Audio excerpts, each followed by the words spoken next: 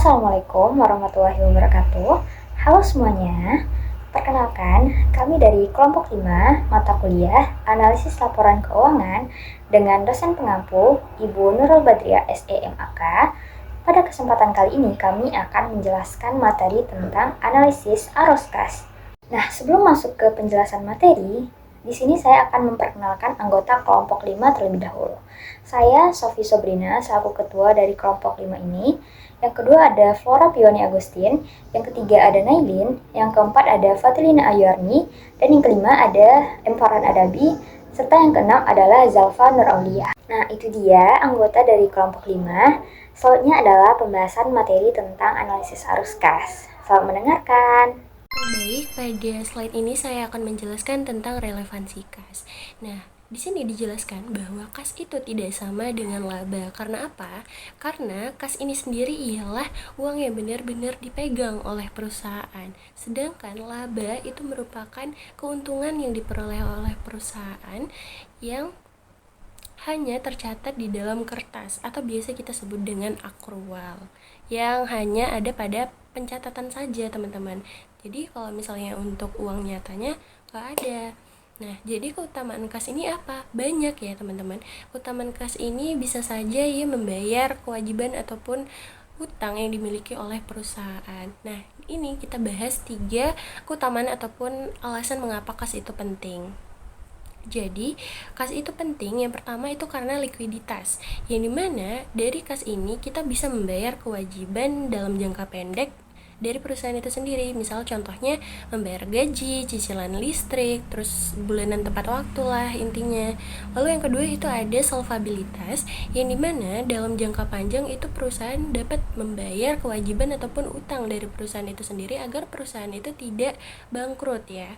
Lalu yang ketiga itu ada fleksibilitas, yang dimana ini tuh merupakan suatu dana jaga-jaga, yang dimana kalau misalnya ada suatu peluang yang bagus nih nanti ke depannya, perusahaan itu bisa mengejar peluang tersebut dengan cepat dari perusahaan-perusahaan lain dengan bantuan kas yang dipegang oleh perusahaan tadi. Jadi, gimana cara kita melaporkan arus kas ini?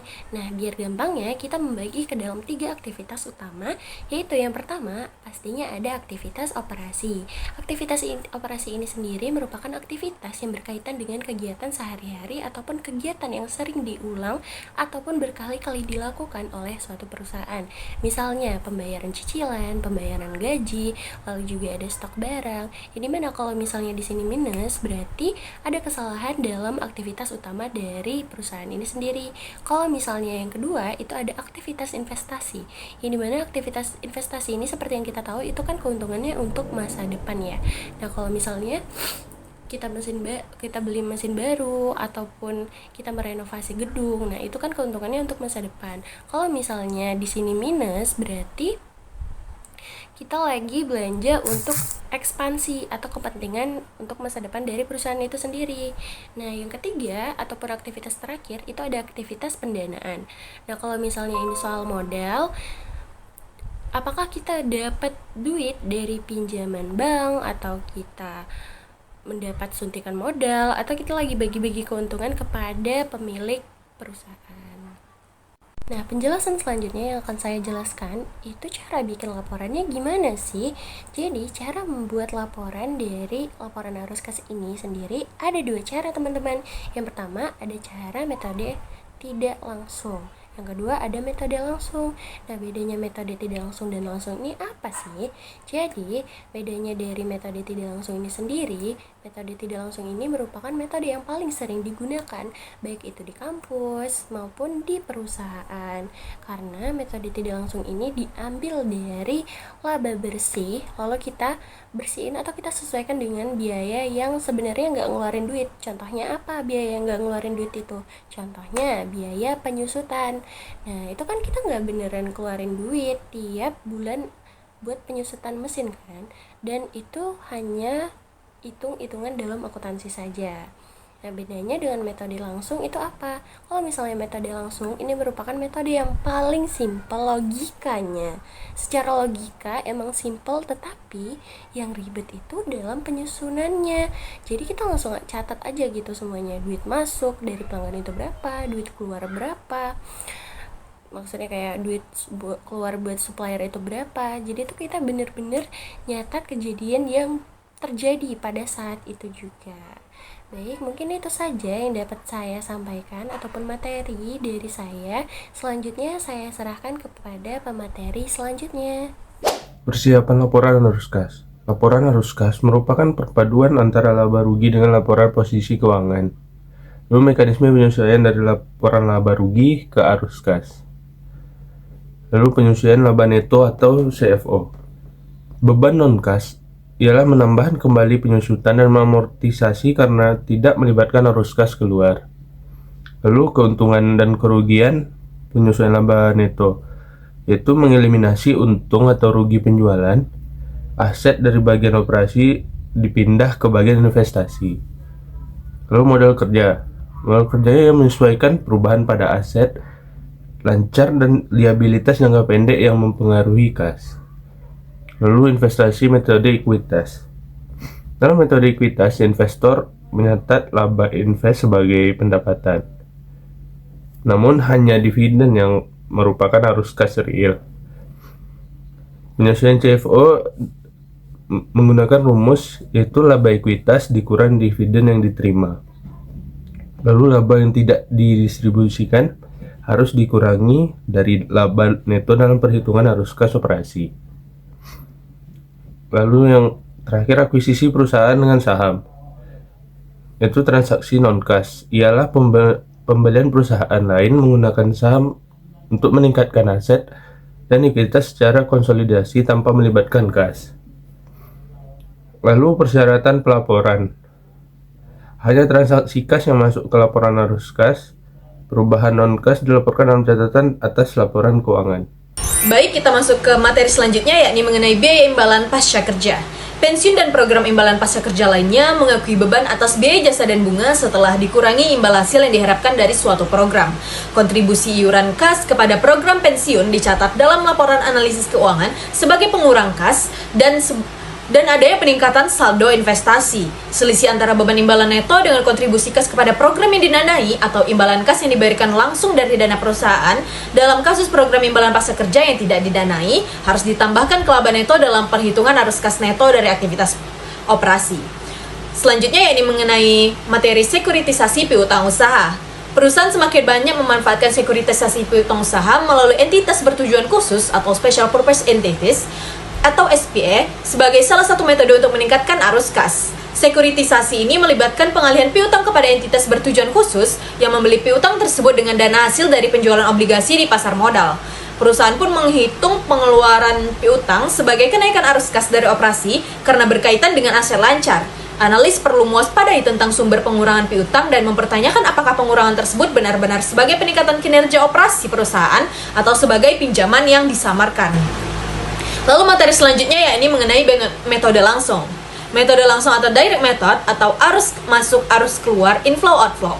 Melaporkan penerimaan kas bruto dan pengeluaran kas bruto terkait dengan operasi pada dasarnya menyesuaikan setiap pos laporan laba rugi dari basis akrual ke basis kas. Namun sebagian besar responden pada exposure draft mendahului persyaratan saat melaporkan arus kas, terutama kreditor yang mana lebih menyukai metode langsung. Metode langsung ini melaporkan jumlah total arus kas masuk dan keluar perusahaan dari aktivitas operasi. Metode ini menawarkan kepada analis suatu format yang lebih baik untuk menilai jumlah arus kas masuk dan arus kas keluar, di mana manajemen memiliki kebebasan mengambil keputusan. Dan risiko bagi pemberi pinjaman umumnya lebih besar ketika terjadi fluktuasi arus kas dari operasi dibandingkan dengan fluktuasi pada laba neto.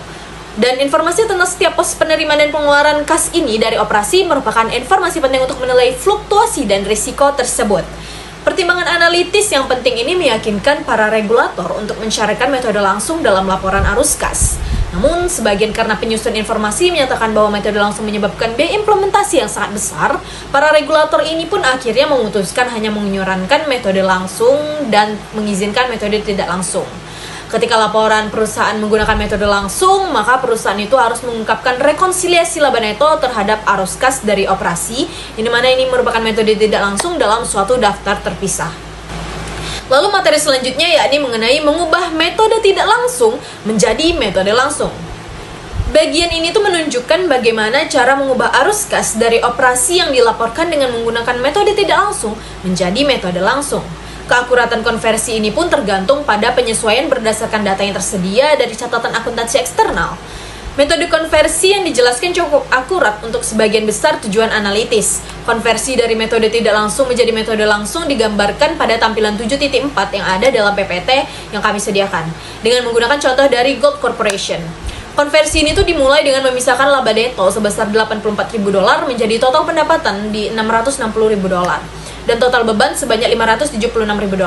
Selanjutnya penyesuaian konversi diterapkan pada kategori yang pendapatan dan beban yang relevan. Dan dari penyesuaian ini akan dilaporkan format langsung arus kas dari operasi Gold Corporation. Dan keuntungan atas penjualan peralatan dipindahkan ke aktivitas investasi dan dihilangkan dari penyajian metode langsung. Sekian materi yang dapat saya sampaikan.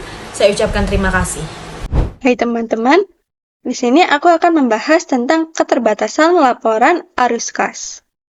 Walaupun laporan arus kas penting untuk melihat kondisi keuangan perusahaan, laporan ini ternyata masih punya beberapa keterbatasan dalam analisis.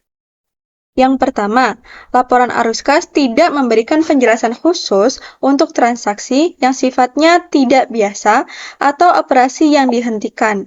Akibatnya, pengguna laporan keuangan kadang sulit membedakan mana aktivitas normal perusahaan dan mana yang bukan. Yang kedua, ada masalah dalam pengelompokan bunga dan dividen.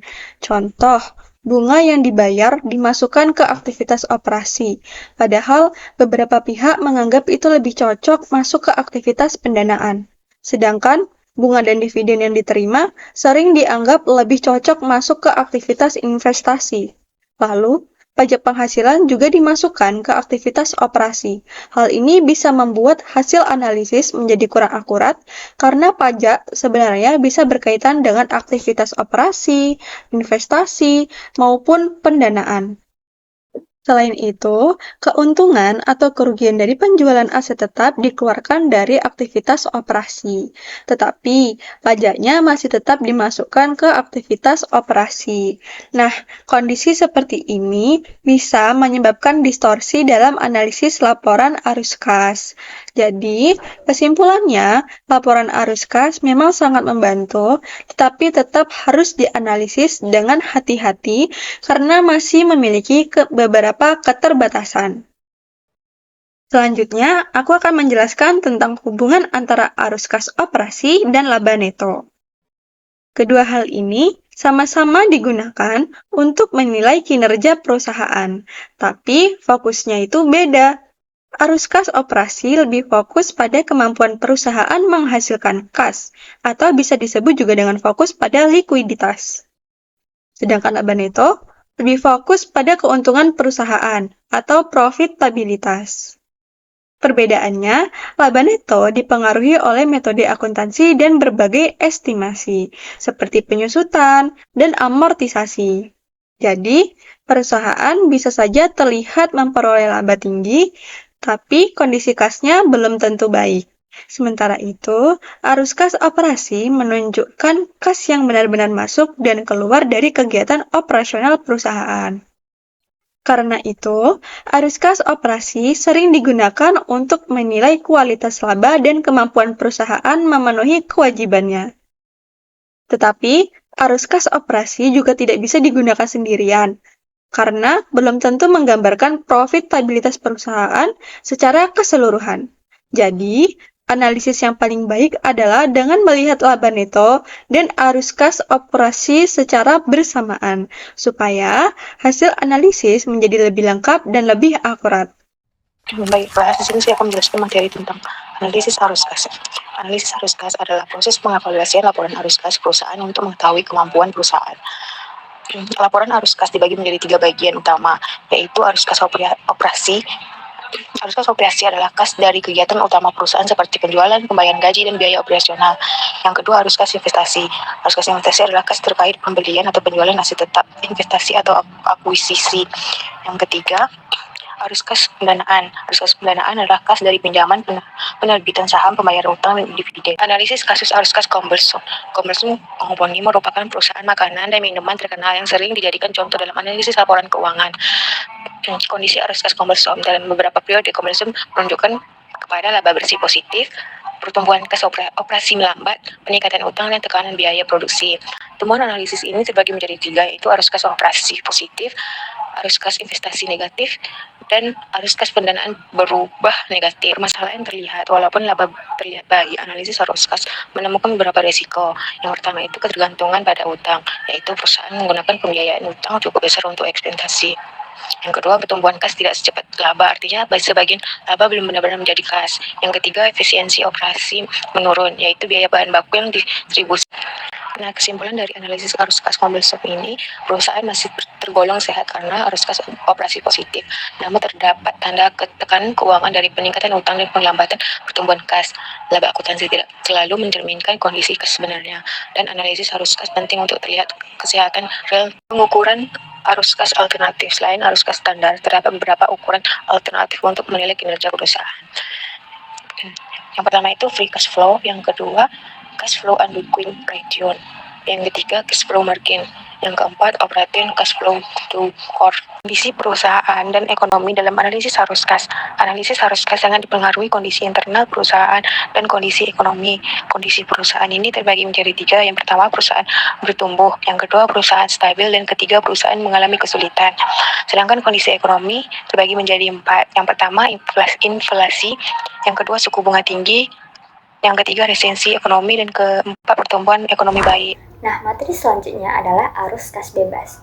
Arus kas bebas ini dapat dihitung dengan cara arus kas dari operasi itu dikurangi dengan pengeluaran modal neto yang dibutuhkan untuk mempertahankan kapasitas produktif, lalu dikurangi dengan dividen saham preferen dan juga saham biasa, maka didapatlah arus kas bebas. Nah, bayangkan bahwa arus kas bebas ini adalah uang jajan sisa perusahaan yang benar-benar bersih. Nah, sesuai yang saya sebutkan tadi, cara menghitungnya adalah kita ambil uang dari hasil jualan atau operasional, lalu dikurangi dengan biaya cicilan mesin atau bangunan baru agar bisnis itu tetap jalan, yang dimana hal ini disebut dengan pengeluaran modal, lalu dikurangi dengan jatah dividen untuk para pemegang saham.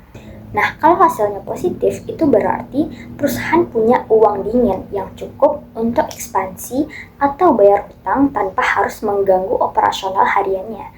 Nah, hal ini menandakan bahwa perusahaan itu sehat secara finansial. Nah, selanjutnya adalah arus kas sebagai validator. Nah, dalam hal ini, arus kas itu seperti alat cek kejujuran sebuah perusahaan. Nah, kenapa disebut sebagai validator? Karena yang pertama, memprediksi hasil operasi berdasarkan kapasitas produktif yang dimiliki dan juga direncanakan. Yang kedua, menilai kapasitas ekspansi perusahaan di masa depan. Yang ketiga, melaporkan arus kas masuk dan juga arus kas keluar sebuah perusahaan. Yang keempat, kemampuan perusahaan untuk memenuhi kewajiban masa kini. Nah, yang pertama yaitu sebagai prediksi hasil. Nah, kita bisa melihat apakah kapasitas produksi yang sudah direncanakan itu benar-benar akan menghasilkan uang atau tidak. Nah, yang kedua adalah cek kemampuan ekspansi.